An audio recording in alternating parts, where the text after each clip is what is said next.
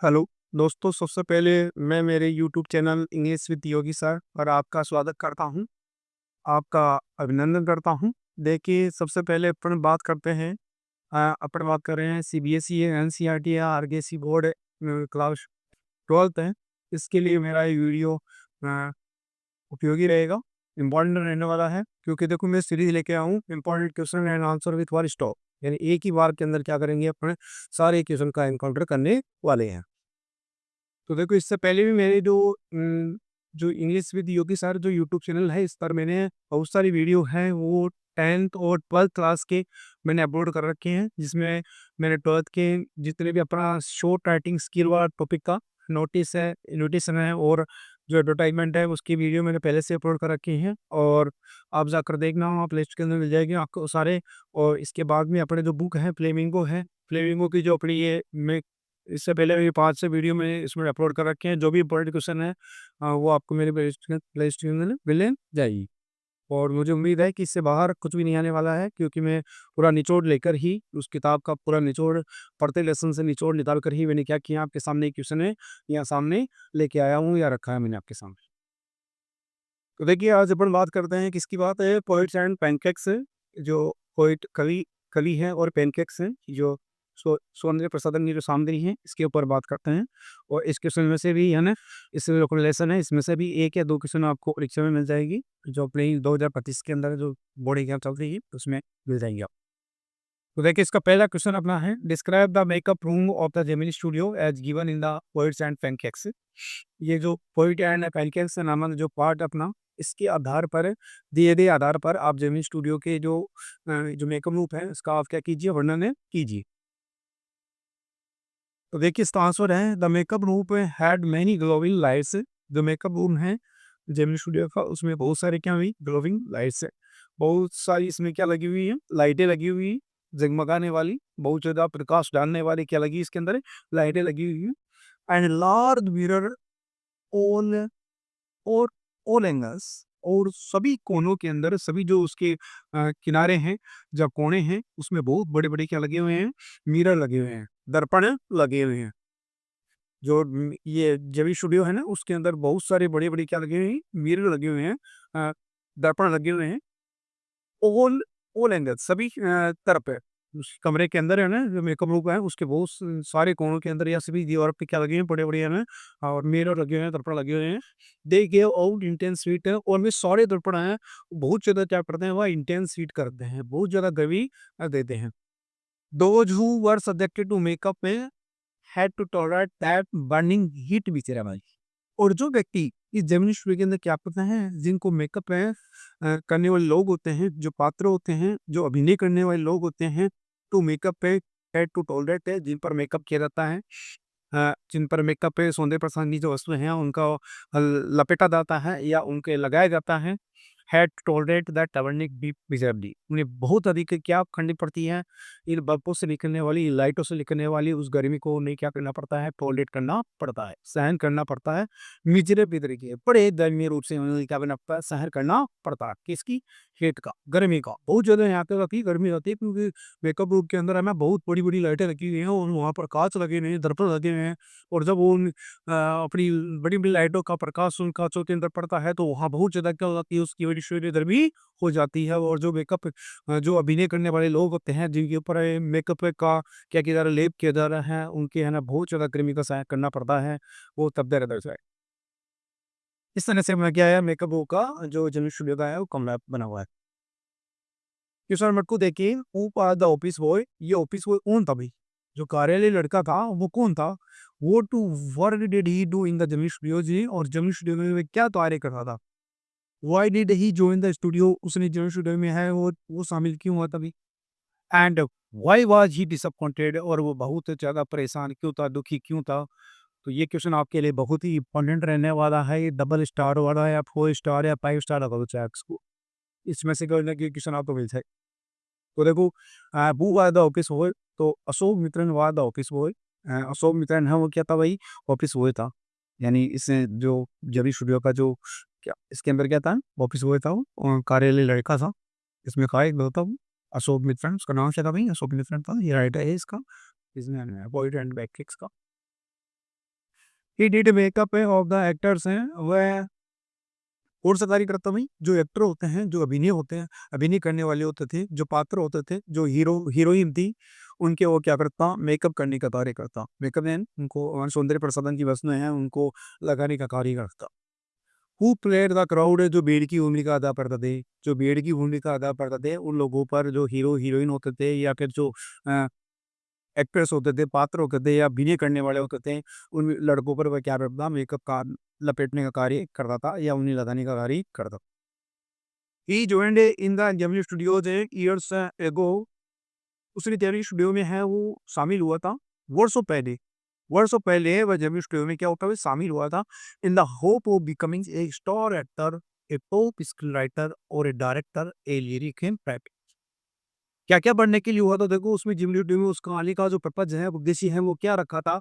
Becoming a star actor क्या बनने का? एक स्टार एक्टर, एक प्रसिद्ध एक्टर अभिनेता, एक टॉप स्क्रीन राइटर, एक पटल कथा लेखनकार, एक पटल कथा लेखक लेखक बनना चाहता और डायरेक्टर और क्या बनना चाहता? भई एक डायरेक्टर यानी निर्देशक बनना चाहता और लिरिक राइटर और एक गीत गाने वाला क्या भाई एक राइटर लेखक बनना चाहता। तो ये इस उम्मीद के साथ में उसने कहाँ आया था वो जब विश्व के अंदर आया था। कौन आया था भाई? अशोक मित्रण जो इसे इसे अपनी जो पोएट एंड पेनकेक्स का लेखक भी है, राइटर भी है इसका। तो स्टेब्लिश में उसने शामिल हुआ था वर्षों पहले किस उम्मीद से भाई क्या-क्या बनने के लिए star actor, top screen writer ये याद रखना ऑबिट है प्रसिद्ध हो सकता है। स्टार एक्टर है, टॉप स्क्रीन राइटर है, डायरेक्टर है और लिरिक राइटर है। ये बनने के लिए इस उम्मीद के साथ ही वो क्या किया था भाई जेमिनी स्टूडियो के अंदर आया था। फिर इसमें भाग लिया। He was disappointed and due to neglected है और वो है निराश था, हताश था ड्यू टू नेग्लेक्टेड है। क्या किए जाने के कारण से? ने उसकी उपेक्षा किए जाने के कारण से। जो जेमिनी स्टूडियो के अंदर जेमिनी स्टूडियो है ना, इसके अंदर लोग उसकी क्या करते हैं उपेक्षा करते हैं। इस बात से वो क्या था दुखी भी था, निराश भी था, हताश भी था। Because Subbu was considered better than just he was a ब्राह्मण क्योंकि सुब्बू का है ना वो क्या करता था भाई बेहतर सिंगर था जस्ट ही वाज़ अ ब्राह्मण क्योंकि वह क्या था एक ब्राह्मण था। सुब्बू है जो गोटा मंगलम सुब्बू हैं वो क्या था भाई ब्राह्मण वर्ग का था इसलिए उसे अधिक क्या समझा था भाई बेहतर है माना जाता था और इसकी है ना अपनी ऑफिस वो की है वो क्या अपेक्षा नहीं रखती इस बात से वो क्या था दुखी था या हताश था निराश था। क्वेश्चन नंबर थर्ड देखिए यहाँ पे who was boss of the Gemini studio. Gemini studio का बॉस कौन था भाई? Why was Kothamangalam Subbu considered number 2 in इटे और कोटाबंगलम सुब्बू को इस जेमिनी के अंदर नंबर 2 का अ, कर्मचारी या व्यक्ति के रूप में इसे क्यों समझा जाता है या क्यों माना जाता है? इम्पोर्टेंट क्वेश्चन है आपके लिए बोर्ड में छपने वाला प्रश्न होता है ये बड़े बड़ा हो चाहे छोटा हुआ 3 नंबर जो भी आता है इतना इम्पोर्टेंट क्वेश्चन आपके लिए। तो देखिए इसमें से क्वेश्चन है who was the boss of the Gemini studio? तो मिस्टर एस एस वेसन was the boss of Gemini studio. यानी जेमिनी स्टूडियो का जो बॉस है जो मालिक नाम स्वामी है करता धर्ता कौन था भाई मिस्टर एस एस वेसन था भाई। श्रीमान जो एस एस वेसन था ये इसका क्या था भाई जेमिनी स्टूडियो का क्या बॉस था। इसका मालिक था स्वामी का करता धर्ता था इसी ने इसको क्या किया था बनाया था भाई नींव रखी थी इसने। सुब्बू का कंसिडर नंबर 2 इन इट है। सुब्बू है वो जेमिनी स्टूडियो में नंबर 2 का कर्मचारी समझा जाता या दूसरे नंबर पर माना जाता था। यानी पदक्रम में जो है ना दूसरे स्थान पर इसको माना जा रहा था। बिकॉज़ क्योंकि he was talented most suitable man for making film क्योंकि फिल्म बनाने के लिए वह क्या था वो बहुत ही प्रतिभाशाली था और मोस्ट सूटेबल मैन था। बहुत ही क्या था अत्यधिक क्या था सूटेबल भी मैन था एक उपयुक्त व्यक्ति था। He was next to his boss और वह अपने बॉस के क्या था भाई बिल्कुल पास था, नज़दीक वाला था। यानी उसके बॉस के बाद में उसी का नंबर था। किसका भाई? सुब्बू का ही था।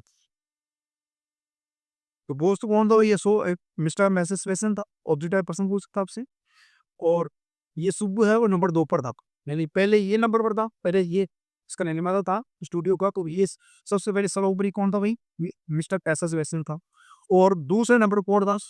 सुब्बू था भाई क्योंकि ये इसके बिल्कुल क्या था मिस्टर एसएस जैसे के नज़दीक का व्यक्ति था, पास में रहता है इसके ज़्यादा, नज़दीक था इसकी घनिष्ठ भाई।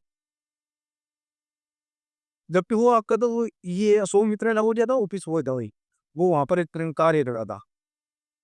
और ज़्यादातर लोग हैं उसको देखते हैं कि वो कुछ वो करने के लिए कुछ नहीं होता, क्योंकि वो क्या करता है बैठे-बैठे ऑफ़िस के अंदर क्या करता, ये अखबार न्यूज़पेपर की जो बतरन है इसको वो चीरता रहता। तो ज़्यादा लोगों को लगता है कि इसके लिए काम करने के लिए कुछ नहीं है इसके पास। तो देखिए इसमें आता है most suitable man, he was next to his boss, he was able to suggest a number of ways for shooting a reel है। और ये कोटा मोनो सब्बू है वो क्या था भाई, ये एक समर था to suggest a number of ways, बहुत सारे तरीके बताने में फॉर शूटिंग ए सीन, एक ही दृश्य को क्या करने के लिए फ़िल्म में प्रदर्शित किए जाने के लिए। यानी फ़िल्म में जो सीन है वो बनाने के लिए ये बहुत सारी क्या तवे सुझावें दे सकता था। कौन भाई? कोटा मंगलों में सुब्बू। क्योंकि इसने ऐसे-ऐसे खतरनाक अपने विचार बताए थे, किसी मान लो किसी बड़े बाघ को और जो चूहे के बच्चों को है वो सीन पानी के अंदर क्रिएट करना है, बनाना है। तो ये इतने खतरनाक तरीके से था, किस तरह से वो क्या हो सकता है इसको पानी के अंदर किया जा सकता। तो ये शूटिंग सीन के लिए क्या बस का बहुत सारी सुझाव है दे सकता। किसको? वही अपनी जो मालिका एसएस वेसा को, उसको बहुत सारे ये क्या हो सकता सुझाव दे सकता है। आगे देखिए आप हैं, film making was very easy for Subbu, क्योंकि फ़िल्म बनाना है वो सुप्पू जैसे लोगों के लिए जिस सुप्पू है ना, उनके जैसे लोगों के लिए क्या था, बहुत ही आसान था। यानी film banana was very easy, बहुत ही आसान रहा था फॉर सुब्बू, सुब्बू जैसे व्यक्तियों के लिए। यानी सुब्बू ये जैसे व्यक्ति है यदि फ़िल्म के इस जेबी स्टूडियो के अंदर हो तो फ़िल्म बनाना क्या था भाई, आसान था। He gave direction and definition to JB Studios during its golden years हैं। और ये सुब्बू है ना, कोडामुन्ना सुब्बू है, he gave direction and definition to JB Studios. इसने जेबी स्टूडियो क्या दिया था भाई, दिशा प्रदान की दी। दिशा प्रदान की दी और डेफिनेशन भी दी थी इसने, इसकी परिभाषा भी दी थी या इसको परिभाषित किया था। फिर इसको गोल्डन ईयर से इसके स्वर्णित वर्ष के हम हैं। जब ये जेबी स्टूडियो है वो अपने चरम सीमा पर था, तो इस समय उसने क्या की थी, जेबी स्टूडियो के अंदर है ना डेफिनेशन दी थी, इसकी परिभाषा दी थी, इसको आप बहुत सा सहयोग किया था और डायरेक्शन निर्देश भी दिया था इसका। निर्देशन भी किया था उसने। He was also successful actor है और वो एक सफल क्या था भाई, अभिनेता भी था। एक एक्टर था भाई, ये कौन? कोटा बंगलो सुप्पू एक्टर भी था। इसलिए इसे ना क्या मान लो भाई, ये कोटा बंगलो सुप्पू को नंबर 2 का इस जेम्स में भी क्या किया था भाई, कर्मचारी माना जाएगा, समझा जाता। तो देखिए हमने क्वोट एंड पैकेट्स को जितने भी इम्पोर्टेंट क्वेश्चन इसमें आ सकते हैं वो सारे मैंने आपके सामने दिए हैं। मेरे पास एक वो दी 3 क्वेश्चन ही रखे हैं मैंने कि दीक्षा के 3 के अंदर भी आपको 10 क्वेश्चन नहीं है वाले, चाहे वो ऑब्जेक्ट आए वो सारे इसका निचोड़ रूप में मैंने सब भर दिया आपके सामने। इसलिए मेरा ये पर्पज़ ये था कि important question and answer with one stop, एक ही साथ में फट क्या करना है, पूरे लेसन लगाना है, एनकाउंटर करने वाले थे और वही अपने रखा है इसके अंदर। और इससे बाहर कुछ नहीं है। यदि आपको मेरा ये वीडियो अच्छा लगी, पसंद आए, तो आप अपने जो भी 10 और 12th क्लास के जो बच्चे हैं, छात्र हैं, वो तैयारी कर रहे हैं, जो भी बॉय एंड जो गर्ल्स हैं या बॉयज़ हैं, इनको आप क्या करेंगे, मेरा ये व्हाट्सएप लिंक आपको ऊपर है, यूट्यूब का जो लिंक आप जो भी ये मेरा वीडियो देख रहे हो, शेयर कर सकते हो ताकि उनको भी इसका बेनिफिट मिले और वो अच्छा 100% एग्ज़ाम में दे पाएँ। तो अपन मिलते हैं अगले फिर किसी लेसन पर important question and answer with one stop series के साथ में। जय हिंद, जय भारत, थैंक यू।